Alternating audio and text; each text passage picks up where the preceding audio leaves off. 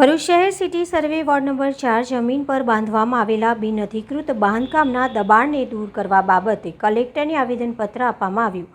ભરૂચ શહેર city survey ward number 4 અને city survey number 4383 4383/1 જમીન પર બાંધકામ પ્લાન પરમિશન વિરુદ્ધ મુખ્ય રસ્તા પર તેમજ આજુબાજુ કોઈપણ માર્જિન છોડ્યા વગર બાંધકામ કરવામાં આવેલ છે તથા 4383 4383/1 પૂર્વમાં પશ્ચિમ અને ઉત્તર દિશામાં સરકારી જમીન પર દબાણો કરી બિનઅધિકૃત બાંધકામ કરવામાં આવેલ છે।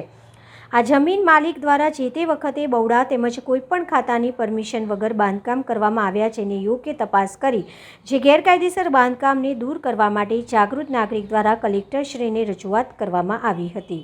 હું આરટીઆઈ એક્ટિવિસ્ટ અને જાગૃત નાગરિક રાજેશ પંડિત આજ રોજ કોટ પારસીવાડના સ્થાનિક રહીશો દ્વારા અગાઉ વારંવાર રજૂઆત કરવામાં આવેલી કે ત્યાંના એક ઈસમે આરએસ દલાલ સ્કૂલના પાછલા ભાગમાં અને ચર્ચના પાછલા ભાગમાં પોતાનું વિશાળકાય મકાન ઊભું કરી દીધું।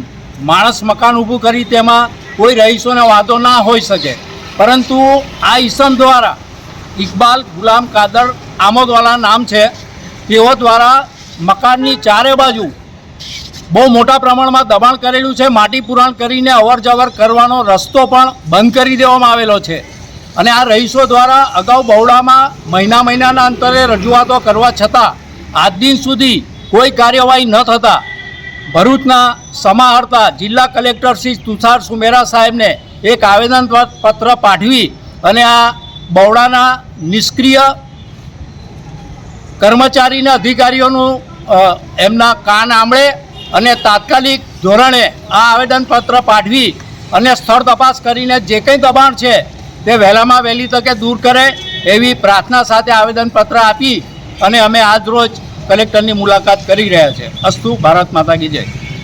જિલ્લા સોડાવાળા છે, હું કોટ પારસીવાડ ઈસાકિયા બોર્ડિંગ પાસેનો રહેવાસી છું।